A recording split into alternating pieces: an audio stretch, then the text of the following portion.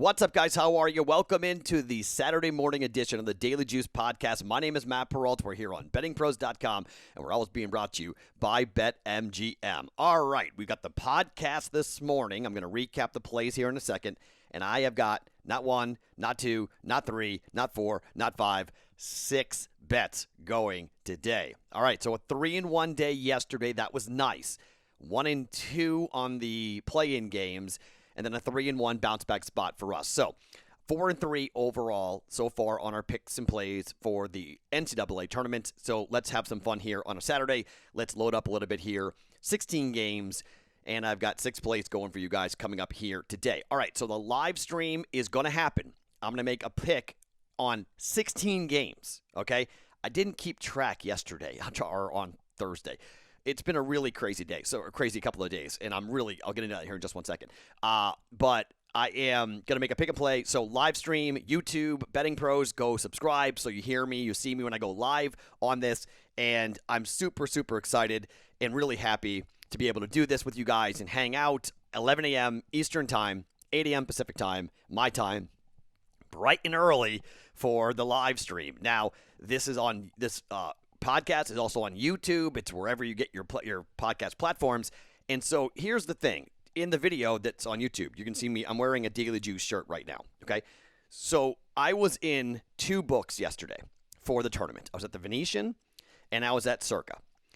When I was at Venetian, I was coming out of the broadcast studio, and my brain was completely fried. And I was just had done 4 hours of radio, and I just wasn't really thinking. We were trying to get to Circa as fast as possible because I was with Dave Sherapan, and we both had like an hour window to go check out Circa. And there was a listener who was waiting for me outside, and he was with his girlfriend. And whoever you are, I hope you're listening to this, because I want to apologize. I wasn't trying to be a dick. I swear. Sorry for the language. I was just trying to get to where I had to get to, and you were the first person ever to come up to me and say, "You're Matt Peralt from the Daily Juice." And so I'm wearing this shirt, so obviously that it's a dead giveaway. It's not like I was being recognized. I was wearing the shirt. I was doing radio. Kind of put 2 and 2 together. You kind of, if you're on the Discord channel, you know what's going on. So I was not as receptive. I didn't spend any time with you. I said hello. I said hello to your girlfriend. I talked to you for like a 30-second hello, and then I walked away because we had to get to where we were going. So I want to talk to you. So please reach out to me, DM me, Discord, at Sports Talk Matt on Twitter. Like, just get at me, please, because I want to talk to you, and I just want to apologize for not being as receptive, because the next time at Circa, like literally like 20 minutes later, one of you guys in the Discord channel, there's pictures of us and whatnot. I'm sitting there with Dave Sherapan at Circa, and one of you guys came on down, and we took a picture together, and we just hung out, and we chatted, and I gave the guy like 8 drink tickets because I got gifted a bunch of these drink tickets from Circa, and I ended up giving it to this gentleman and his girlfriend who were there, or his wife, I don't know which one, but she said, "I listen to you every single night," and so I really do appreciate that. I don't know if they're locals or not. I don't know what really. I forget his name. If you go and search my, if you search my posts, I think you'll see where the picture of the 2 of us at Circa yesterday. So that was the first time I'd been out in a book in a year. So I just wasn't, my people skills suck as is. My wife will tell you, like, she's the people person. That's why Dave Sherapan's great for when we go out, because Dave's a people person. I'm not a people person. Like, people think I'm like trying to big time them. I'm just kind of like a weird, awkward dude. Like, just kind of who I am. And I'm different when you get to know me versus like just somebody coming up to me and starting to talk to me. And in radio, like, we don't get that all that often, because like somebody said to me on the Discord channel after I was talking about it, like, you may get recognized more because of the fact that you're out in the book and now the video for YouTube. And I was like, yeah, that's possible. But I'm wearing a Daily Juice shirt, and Dave Sherapan's wearing a Daily Juice hat. We kind of look like the Daily Juice crew. So like, you might go, oh, that's Matt and Dave from the Daily Juice. So that happened yesterday.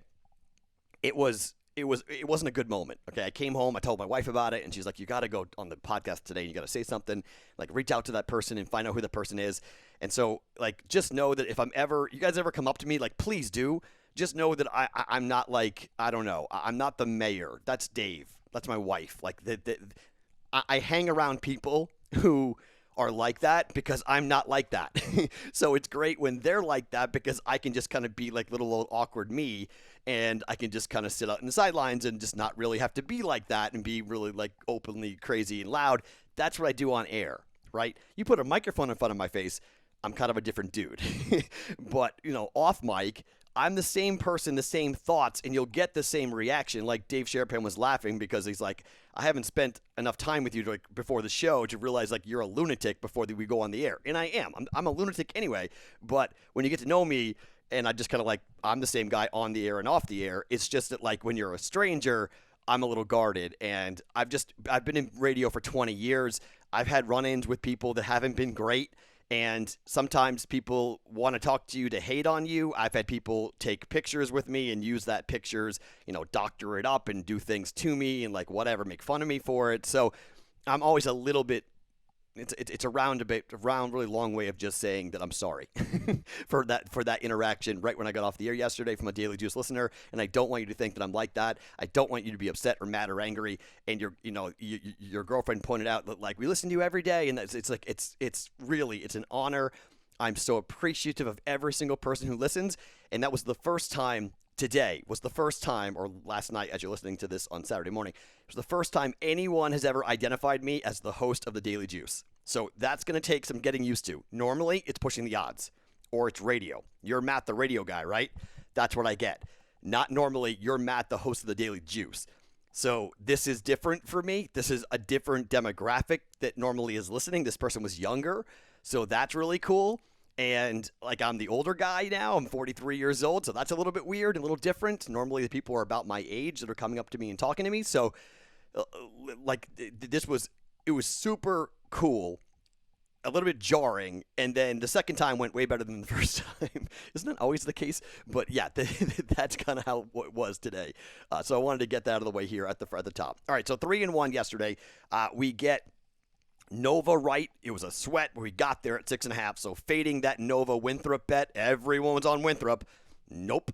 Nova covers. Syracuse. Everyone was on San Diego State. Nope. We got Syracuse right. North Carolina wrong. That was a bad bet. Sorry. They sucked against Wisconsin. How much money am I going to lose betting against Wisconsin this year? I just know better. I'm betting against Wisconsin too much. Maybe we'll just bet on them next time and bet them to cover the next game because it's just, who knows? I mean, they'll probably get destroyed by Baylor, but, I don't know. Watch me bet on Wisconsin in the second round. And then Rutgers comes through, good second half for Rutgers, their first win in like 50 or 30, 40 years, whatever it was, in the NCAA tournament. So really cool for Rutgers to get that W, and they win and they advance. So 3-1 day for us going into a Saturday. So really, really, really cool. All right. So in case you want to jump on the BetMGM offer, here's the BetMGM offer, which is very, very cool. All right. You guys can use that promo code JUICE100 when you sign up. You're going to receive $160 today, $160 in free bets. You bet $10 on a college basketball matchup in the first round today. $10, college basketball games played in the first round. You get $10 free for every college basketball game you bet on that day. So $10, $10 free. $10 free. Okay? Juice 100 when you sign up. It's $160 in free wagers from BetMGM. So $160 in play from you. $160 you're going to wind up getting from BetMGM. All very, very cool today. Juice 100, that promo code Juice 100, very important that you grab onto that. Okay. Given the fact that I'm going to be doing the live stream and we can get further into these picks, I'm going to give you the picks. I'm going to explain briefly, but I'm not going to go through all 6 the way that I normally do. I'm not going to give you the record against the spread. We can hold on to that and do that in the live stream. I want to keep this to be 15 minutes and really not go too crazy. Okay, so let's start with a game where I'm going to kind of go back to this fading what everybody else thinks, okay?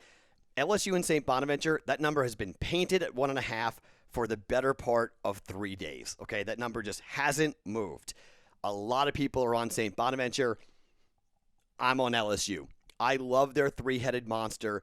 I'm going to take the team with the better point guard. I'm going to take the team with the better weapons. St. Bonaventure is long, okay? A lot of people are saying the Bonnies, the Bonnies, the Bonnies. I just think when it comes to March, when you have NBA caliber players and the line is close, I'm going to take the better players, okay? You may say that St. Bonaventure is better coached, but St. Bonaventure has been playing incredibly well. These teams haven't played the same non-conference. Look at Winthrop, okay? They hung around for the better part of, 3/4 of the game, and then they faltered. They didn't play. Look at San Diego State. Everybody's like, oh, San Diego State, they're great at three-point shooting. In the Mountain West Conference, they didn't play a non-conference schedule worth anything. So they haven't seen the same level of competition. It's a hit or miss thing when it comes to numbers and wins because we simply can't really determine how good the Atlantic 10 is. Like St. Bonaventure's look great in the Atlantic 10. Okay, what does LSU look like in the SEC, which is not the best Power 5 conference, but it's a whole lot deeper than the Atlantic 10. I'm taking the better team. I love this LSU team. I love Watford. I love their guards. I just think this is a game where give me the better players. Okay, LSU is not as deep as St. Bonaventure, but I'm taking LSU. I'm fading this trendy dog again here. I went 2-0, fading the trendy dog yesterday. I'm coming back here. I'm fading the trendy dog. St. Bonaventure is really popular with a lot of people on the money line as well as plus 1.5. Give me LSU minus 1.5 here to knock out the Bonnies. All right, going to a 5-12 matchup. If you want to bet the money line here, I'm not going to hate on it, all right? Georgetown is going to be in a great, great game in my mind. Look, there are certain books. Let me see something here real quick at the book that I'm looking at here because the number, for some reason, I was looking at FanDuel there, and for some reason that book is not posting the Georgetown game, which is probably because of the location of that FanDuel game, which is always really weird, right? Like Illinois, Chicago, and Illinois, Loyola, Chicago, and Illinois, you can't bet on that game in Illinois tomorrow. Like, that's really stupid, right? Like, what do you mean you can't bet on that game? Okay, it's a Colorado and Georgetown. The number is 6. A lot of money's coming on Colorado. If you want to take the money line, I'm not going to hate on it here. I'm going to take the 6 points with Georgetown. Much like Syracuse coming out of the ACC tournament when they were hot, Georgetown has been playing really, really well. And I just think they're long, they're hard to play against, and they bomb threes. If you want to wonder, can Georgetown cover this number or not, it's the 3-point line, and that's it. If Georgetown hits their threes, they're going to win the game outright. If they don't hit their threes, they might have a chance to cover, but Colorado's got firepower. And the Pac-12, okay, my fading of the Pac-12 so far has been wrong, okay? And, I mean, Oregon State won outright. I've been wrong here on the Pac-12 so far. So I'm a little bit concerned about Georgetown plus the 6 because they might get killed by Colorado given the number open at 4. It's been bet directly up here to 6. I took the plus 6 with Georgetown. I'm a big fan of the Hoyas. I think they're playing really well. Not positive they win the game, but I think they can keep it within 2 possessions. Going Georgetown plus the 6. Oregon. Look, I'm a Dana Altman fan. It's tough to play against Oregon in tournaments when you don't see Dana Altman's pressure and you don't see the way that they play on a consistent basis. A lot of teams in tournament play have had a tough time facing Oregon, and I think the same thing's going to happen here coming up today. I really think this Oregon team's got a chance to make a run, and I think Oregon against Iowa in the next round is going to be very, very interesting. I am extraordinarily curious as to what happens with Oregon. With Oregon, laid the 5 here for Oregon minus 5, and I think they got a legitimate chance to put a big old scare in Iowa, and I can't wait to see if that actually happens. Now, Virginia Commonwealth, VCU, another A10 team.